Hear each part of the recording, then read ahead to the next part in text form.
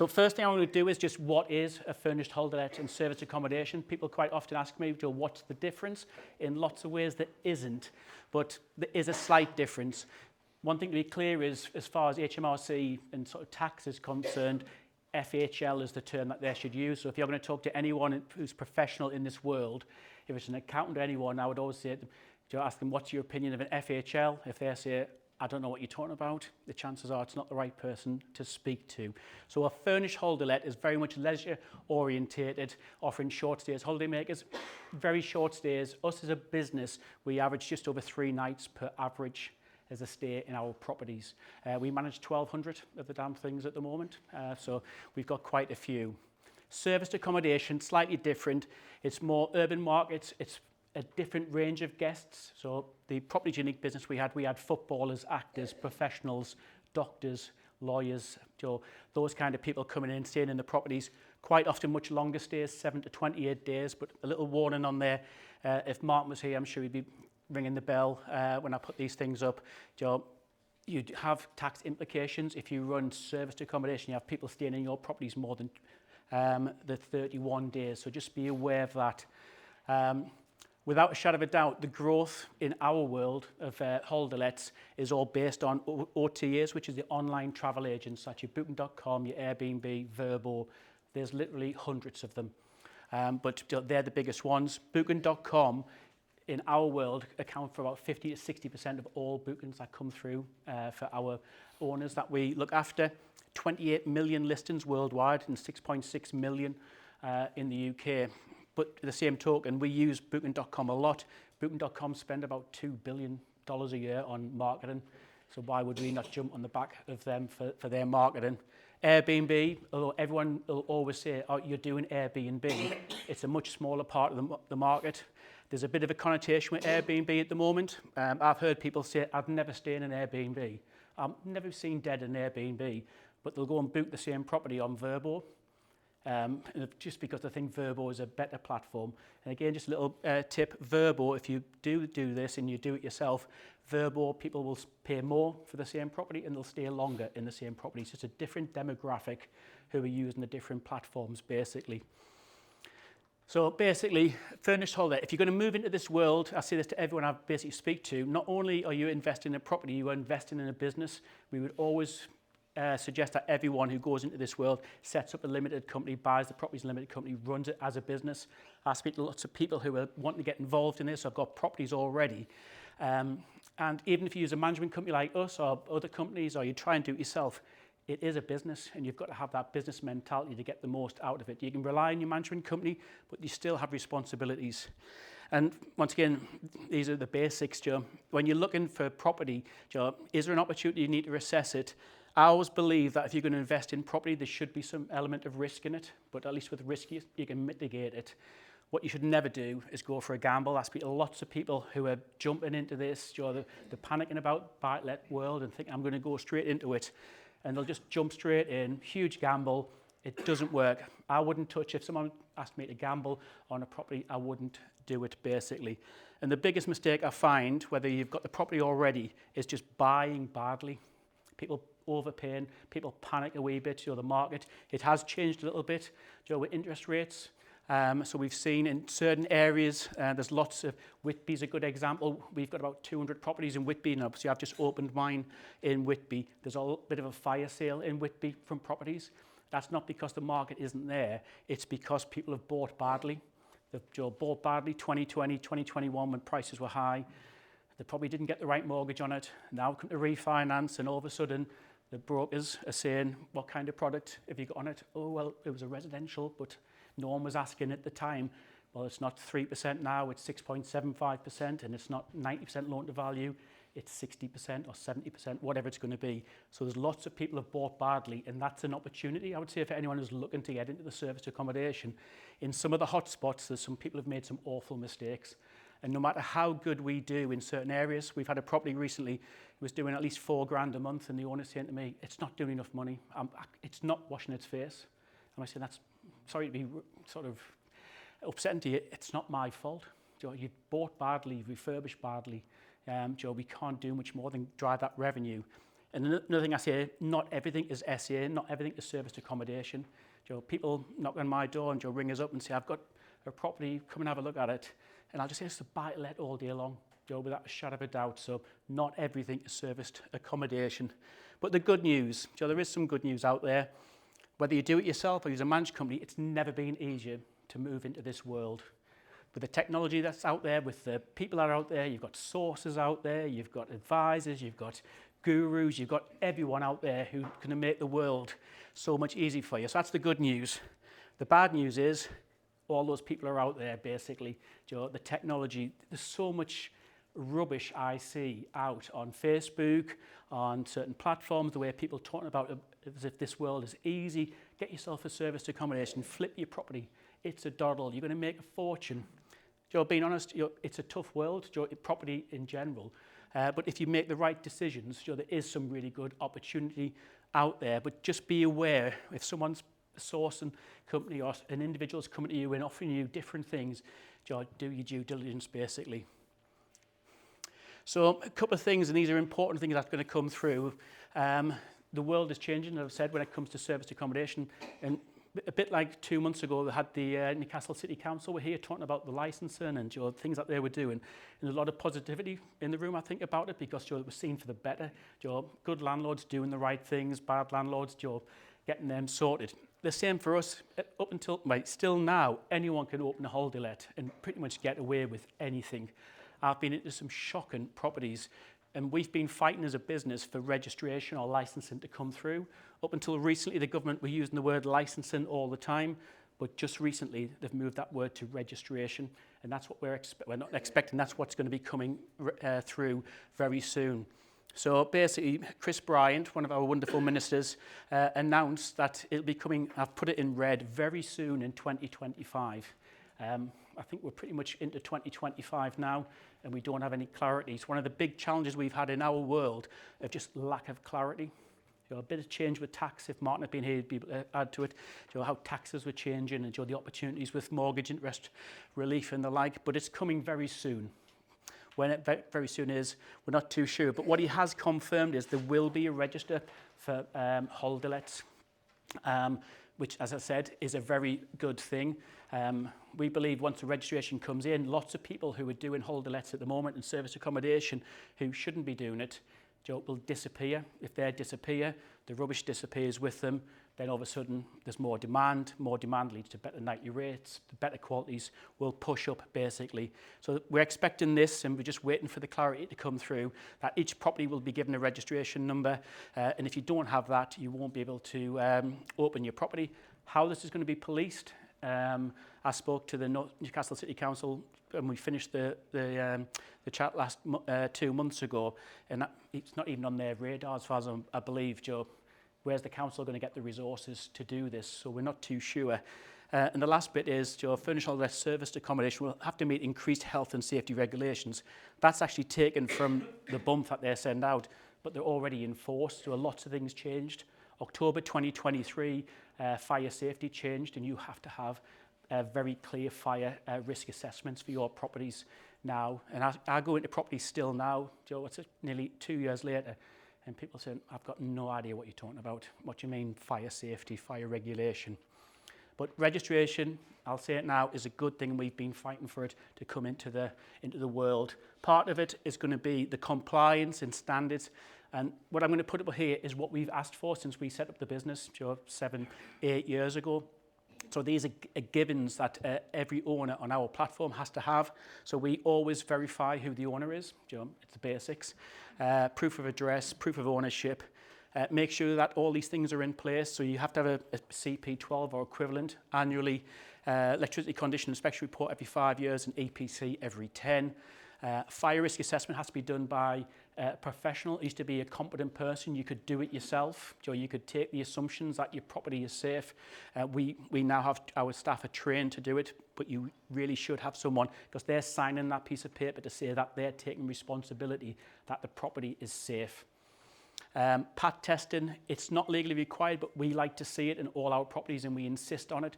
Again, it's just a level of standard. When a guest turns up, if there's a problem with the kettle and it's got a PAT test on, the chances are they'll think, oh, it's all right, Joe. something goes wrong. If it hasn't got a sticker on, people worry and think, what else doesn't work? And then they'll go and check the whole property. Legionnaires certificate, not legally required, but again, we ask for it. And then things like proof of fire blanket and proof of first aid kit needs to be in place when it comes to getting the property compliant. And they're all the basics that we, and I would suggest any management company you're going to use, you should, if they don't ask you for those things, I'd be asking them, why not asking us these questions, basically. And the correct insurance. We've got some insurance brokers in here tonight. Again, it's amazing how many people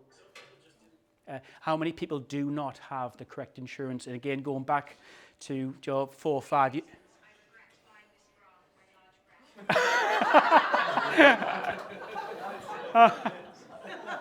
Right.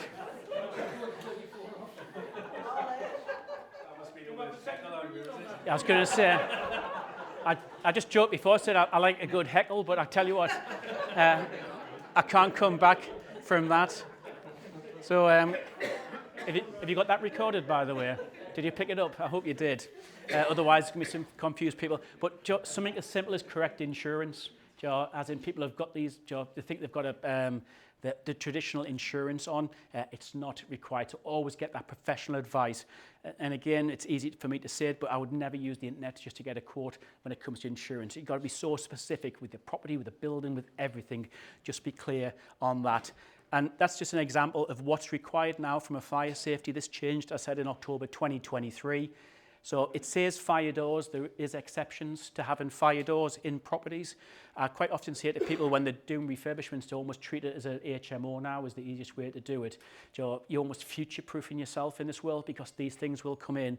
If it's just, as long as it's a solid door, it can have an FP30 coat put on it to make it so it's suitable, so it gets the level of protection. If it's what we call an egg box, when you just tap the hollow doors. And again, I go into people and I'll just say, look, you need to change all your doors. Or they've already refurbished the property. And they'll say, I've just spent £1,000 putting new doors on. Well, really sorry, but your doors aren't compliant and they're not safe. Emergency lighting, so we don't like to see, it's got to have like torches plugged in, those type of things. Fire risk assessment, as I said. Thumb locks, you can't have any keys to exit your properties if you've already got a holder let at the moment and you have a key to get in and get out of the property, from the inside out. That is not allowed. It's got to be a turn lock, a thumb lock, a fire blanket has to be in there, and smoke alarms have to be in there. They've got to be interlinked, and it's in all habitable rooms. People say, I've got one on the land and I've got one on the bottom of the stairs. It's not part, it doesn't fit the regulation. So again, if you're going to go down this route, whether you're doing it yourself, I'm quite happy to advise people, whether you come with us or go with other companies. But we want to see the standards raised in this world, and it's really important. And once again, come back to insurance, our opinion would be, if you haven't got these things in place and something goes wrong in the property, the chances are you won't be insured. So that's a bit about compliance. A few people have asked us this question already tonight, and I don't know, has anyone either got properties that are the rent as a sort of rent to SA, as in people have come and knocked on the door and says, I'll rent your property and I'm going to do it as serviced accommodation? Of no one in the room? Everyone's got sense? Oh, you got one. Red flag, green light. It's a bit of both. Again, horror stories. I saw one just recently. It was down south, and it was someone on Facebook was posting an offer to say that it was they were looking for someone to do a rent SA, and it was £2,600 a month rent plus bills. And I'm thinking, no one in the right mind would touch it. And a simple calculation I use myself and anyone can use is whatever that monthly figure is, times it by 4, that's generally the revenue that property would need to do for it to make some money for the person doing the SA. So if I give you £500 a month to rent your property for service accommodation, I need that property to do £2,000 a month minimum to make me earn about £500 from a rent to SA. There's lots of red flags when it comes to this. People are jumping all over it. They think, as I said before, not everything is SA. I've been to similar buildings as that. I went to one recently, and it was virtually derelict. And they're thinking, it can be done as SA. So once again, some red flags and things to be aware of when it comes to this. And some of these things on here are also very important if you're actually going to do holiday lets as well. So have you got mortgage approval? Again, Paul's here. People who go down this route, their mortgage will not allow them to sublet it.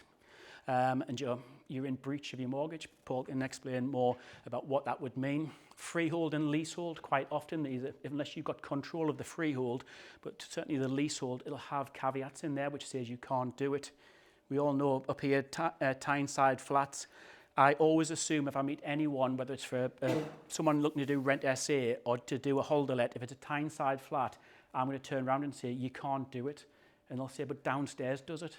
That is not a clear reason. And when registration comes in, the last thing I want is people piling into Tyneside flats and then going for the registration. And then I'm saying there's a clause, it's a very simple clause in virtually all Tyneside flats. It will say private and residential use only.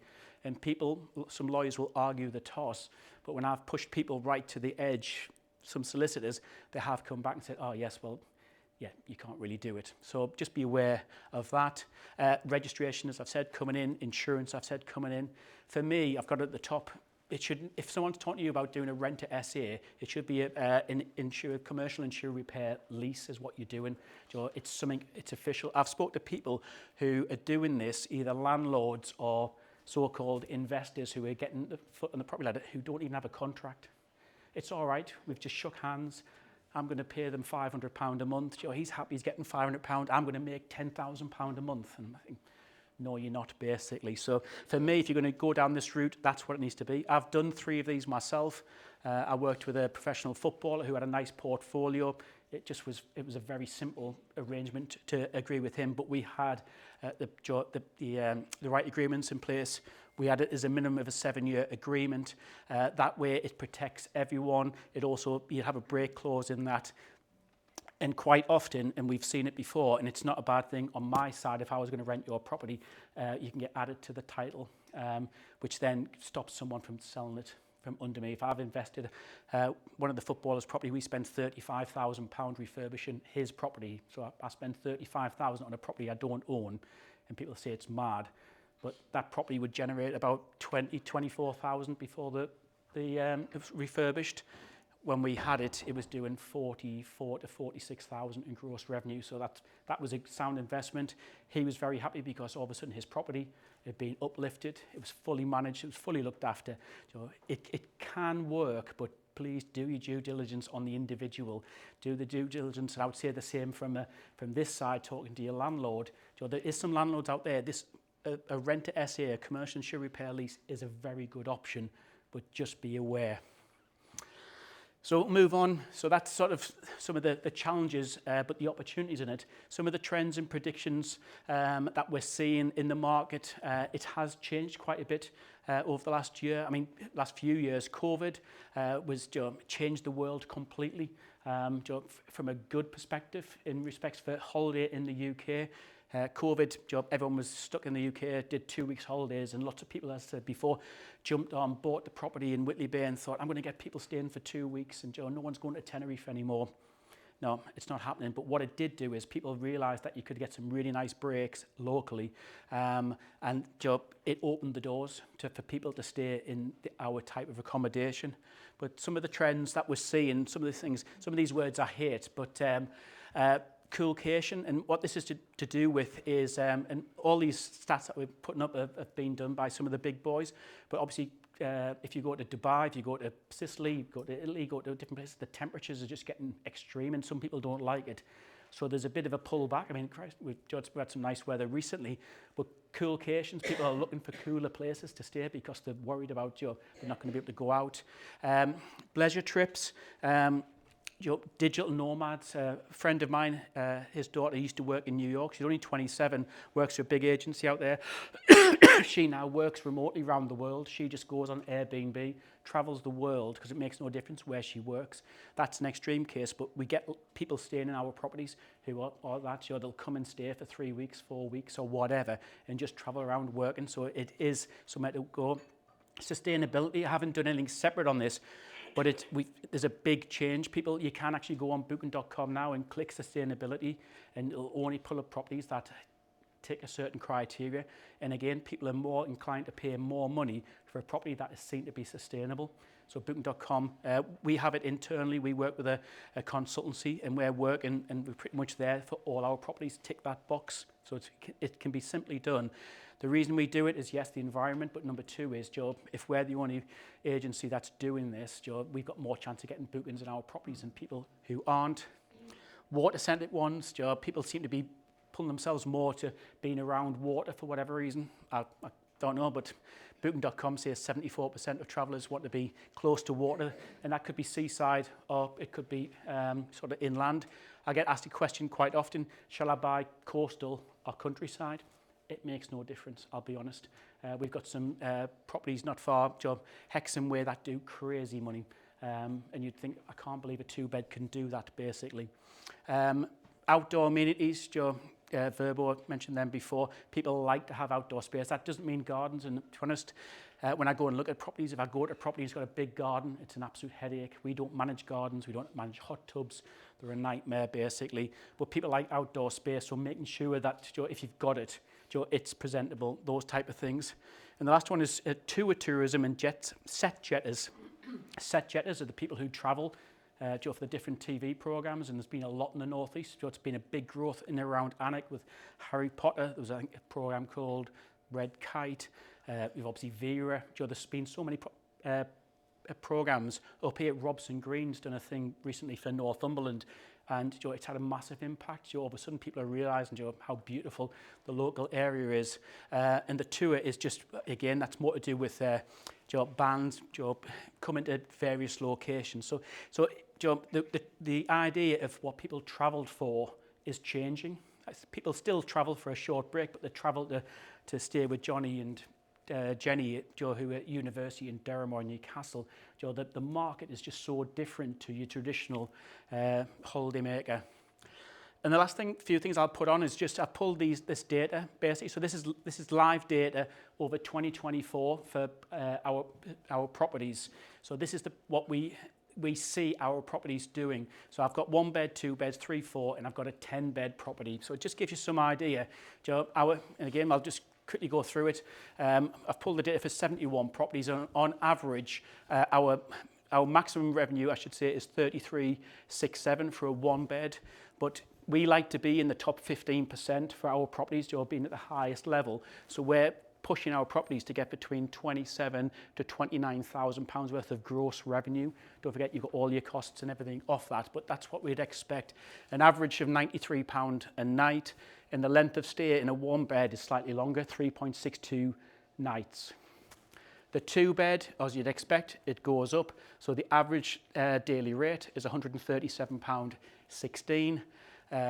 Our average property is £29,000, but we have a 2-bed property does over £55,000 a year revenue. And again, Joe, these are great figures.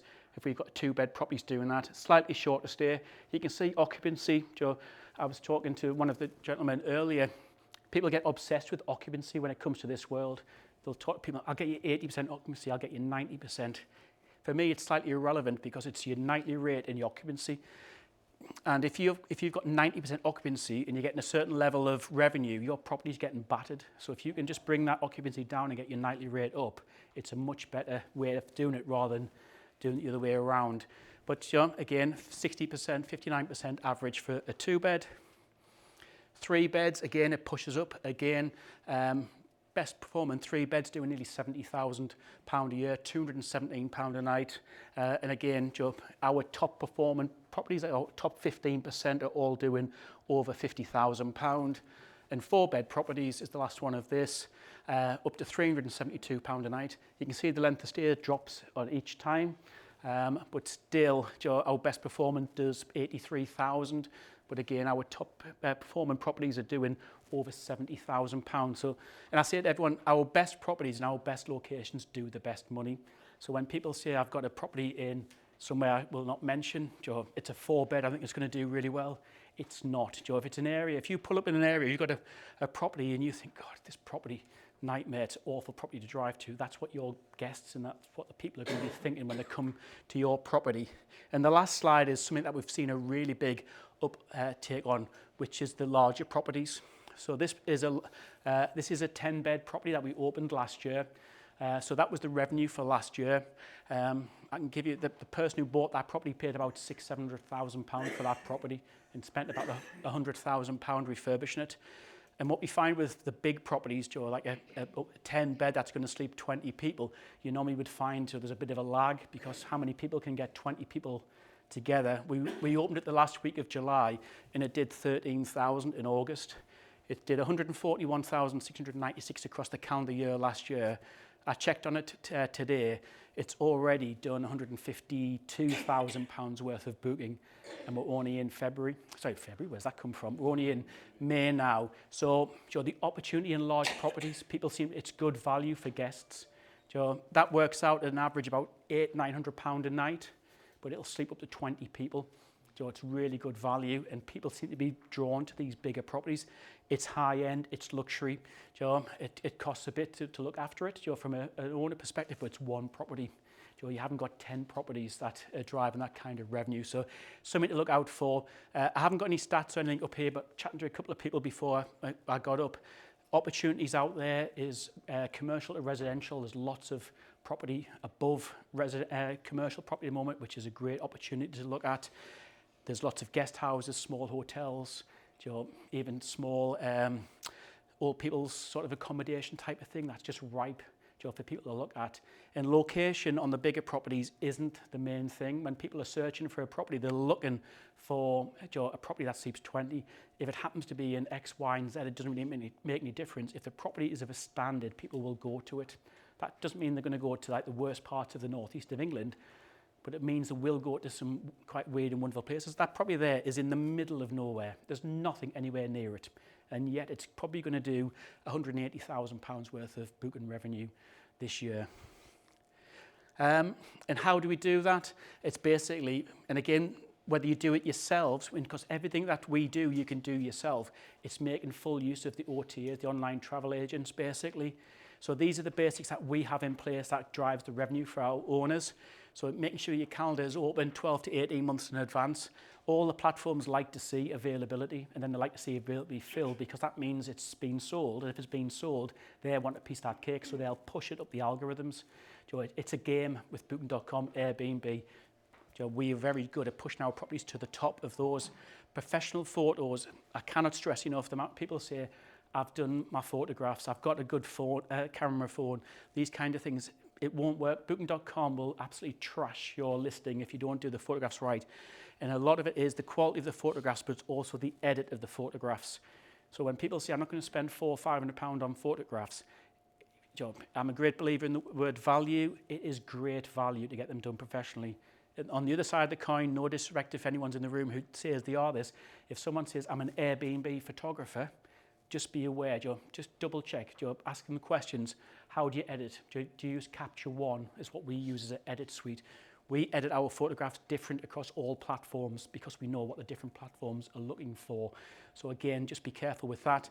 Dynamic pricing, lots of people just have prices for midweek, Monday to Friday, weekends, or just have a flat price. It doesn't work, Dynamic pricing done correctly will drive more revenue for your property. Dynamic calendar, we have people checking in, checking out 7 days a week. We don't do Friday to Monday or Monday to Friday or 2 weeks. We have a complete flexibility in our calendar. Simple things on Booking.com. If you're going to list your property, you're better off putting it out at a reasonable price to get your first 3 bookings in. If Booking.com sees you get bookings in straight away, again, I think it's fresh meat. It'll keep pushing you up. If you open a property and you've priced it up at the highest rate and you're not getting bookings, Booking.com will just think, I ain't going to get anything out of this, and it'll just absolutely squash your listing. So just be aware of getting your pricing right. It's the basics. The busier, the better. It likes to see. Busier means people interacting on your listing when it goes live. So if people are clicking on it and going through and checking the calendar, the platforms like that. And this comes back to Booking.com again with the photographs. It sounds ridiculous, but I speak to people when you get a property score, not the quality of your property, but the quality of your listing that you put on. And if it's not 99%, the chances are you're going to be nowhere near the top of the algorithms. We make sure that all our properties are at the top of that listing. And basically, that's a bit of a stat. When people go and search for a property, if they see a photograph, you have about 7 seconds that they're looking at it. And if they don't like the look of it, they're gone, basically. It's very unlikely they're going to come back and find your property. These are some reference points, and I don't know if the slides are shared or whatever, but I'll be happy to share this. Government, it finally got updated. So the HS253 furnished holiday lettings, you can go online and you can read it. Does it make any sense? I'm not too sure, to be honest. I would always get your professional advice when it comes to these, but it's a starting point from the government. This here is a government document, but it is very good. This was brought out after October 2023, how to make your property fire safe. So it's a really good document. If you're going to go down the world of our world, the Pink Book is like the Bible of holiday lets. It's about £12, I think. You just download it or you can get a copy of it. It's well worth having. And certainly if you're going to do it yourself, definitely get the book. And the last one is the STAA, where members of this, if you're going to use a professional company, they really should be a member of this. This is who fights for the rights of the management companies and the owners of the properties, basically. So basically, let's sum up. For me, as I said before, if you're going to go down this world, it is a business, not just the property. You've got to get your business head on to it. Do your numbers again. Do your due diligence, whether that's the property or the individual, if you're going to be doing a deal with the individual. Build a power team. People don't like it, but I tell you now, you cannot do it by yourself. Or if you do, if you do it by yourself, can I have a chat with you? Because I'd love to know how to do it. Use a mentor. I mean, everyone's in this room. This is a support network, sharing best practice. Not just Facebook. Again, I see some absolute shockers on Facebook, what people are posting, which I think are really good deals. And balance your passion with knowledge. Quite often people see a property or in an area, I want to be there.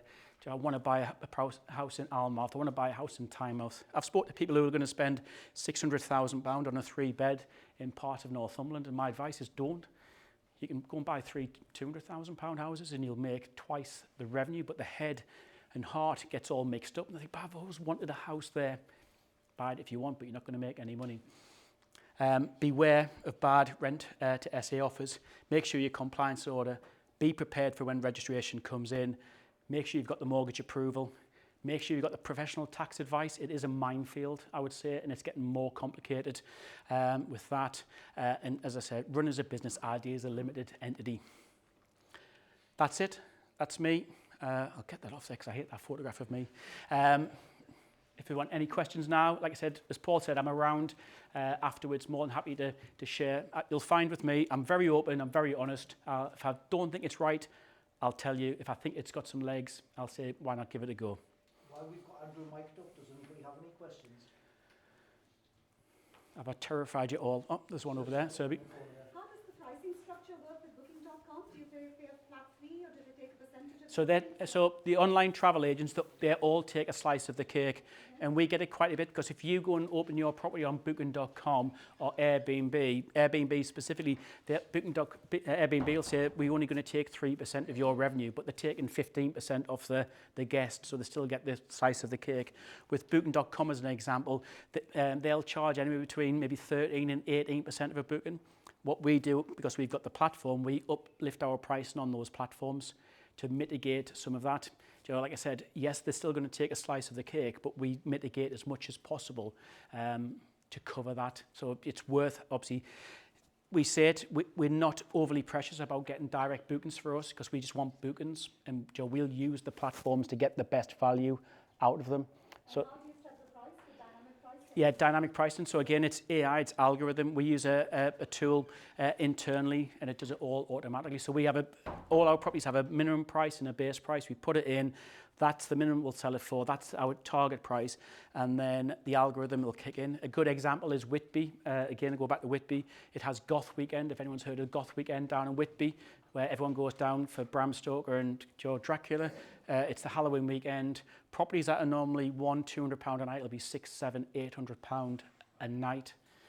for the same property, it does open a bit of a can of worms, because if you're paying £700 a night, you have a level of expectancy of what that property is going to be like. So again, our tool, what it does is it'll recognise there's a limit to a property and pull it back down. But if the sun's out, as it's been, we've been flying, our properties as a whole, the sun's out. Last year, I was doing this talk, it's been a challenging year, but it wasn't like that. It rained for about 7 months last year, so the weather has a massive impact, obviously, in what we do. And the last thing about weather is the northeast as a whole, and Northumberland and the North Yorkshire coast is less affected by that. We have a much flatter booking platform because people do not come to the northeast of England for the weather. It's nice if we get it, but nightly rates and booking across the year is a lot flatter, which for some investors and owners is a good thing because it hasn't got the peaks and troughs.